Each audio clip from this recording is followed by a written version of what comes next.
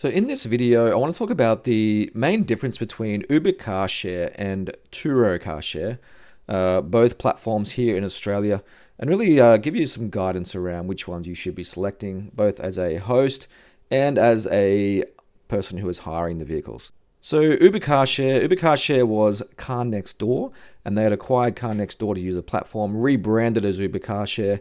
So Uber Car Share is really a car sharing service that you can use per hour, per day, per week. The cars are normally left in designated areas. Sometimes they have a lockbox, which you can access the key via code. And you'll generally find that the Uber Car Share cars are a lower grade, a cheaper product than Turo. Now, Turo is the competitor that's just come to Australia more recently, has been a big player in the US market. And Turo, you'll find, is a more peer-to-peer service, a bit more personalized than the Uber Car Share platform. Again, Turo is run by an app as well. So there are a few key differences between Uber Car Share and Turo.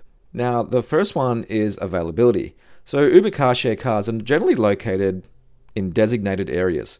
Having that lockbox and access to the lockbox with the key, you'll find that that specific car is at a specific location, whether it's at the front of a house or around a corner or a business location. And that is the way you access those vehicles, where Turo cars are generally located everywhere. You can choose to have them at a certain location. You can do peer-to-peer handover. There's a lot more flexibility when it comes to a Turo vehicle. Being a high quality vehicle, you'll find that the client will generally want to meet you and have that discussion with you at the handover. Another key difference is the types of cars. So with Uber Car Share, typically they are a smaller car, a lot more Ks, and a lot older. There's a lot less restrictions when it comes to Uber Car Share. So try and think of Uber Car Share as an okay vehicle you can use to get you by for a certain amount of time. Where when it comes to Turos can only be 10 years or less and under 200,000 K. So you're generally going to find that the Turo car is a lot nicer car, a lot well maintained, a lot newer. Generally they're 2 to 3 years old, because if you're buying it for the Turo platform, you're going to want to get a couple of years out of having that asset. So the vehicles are often a lot newer, a lot nicer to drive, are a bit more expensive because of the quality of the vehicle, but you're going to get a lot better user experience out of that.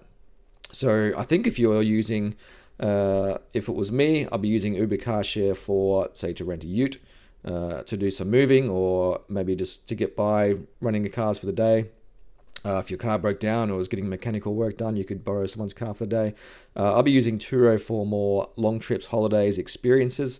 When it comes to driving like a Porsche, Mercedes, BMW, or sort of vehicles that you haven't driven before, which should cost you a little bit more, but at least it's still less than having to spend 50 grand on a car. Now, when it comes to pricing, like I said, Uber Car Share prices are generally lower than the Turo prices, and that is because of the quality of the car and the quality of the experience that you're going to get as well. Now, from an insurance perspective, Uber Car Share provides insurance for both the hirer and the person who's the car owner, which they call the host. So the host and the guest are both insured. Turo provides insurance for the guest. When you're doing the hiring, you can choose different ways of structuring your insurance. You can do a 65% split, 75% split, or a 90% split, and that's going to give you a lower or higher premium when it comes to a claim, and some different parameters around the type of insurance you can get for those percentages. So do some research around that before you're listing your car on either platform. So which platform is right for you? Really, the best platform will depend on your individual needs. Again, if you're a hirer, what car do you have? What are you wanting to get out of the platform? I would think of, for me personally, I think of Turo as a platform where I can grow a business, have high quality cars, have a higher quality client as well, and build a real business out of that sort of entity. Where Uber Car Share is more for someone who has a car. They can rent it out a couple of days a month and they're happy with that. Now, if you're looking for a car that is available on a specific time, specific budget, so Uber is going to be the best option for you. And if you want to have something that's a bit more experienced, maybe a European car, a better user-friendly experience, you want to pay a little bit more, Turo is going to be the best car for you. So both Uber Car Share and Turo great options here in Australia for both having being a guest and hiring your vehicle out if you want to make some extra money or if you want to drive cars that you haven't driven before. Both great experiences and tick a lot of boxes. So it really depends on what you want out of each platform and whether you're hiring or being a host. But two great options. I recommend trying both, seeing which one you like, and I hope this video is helpful.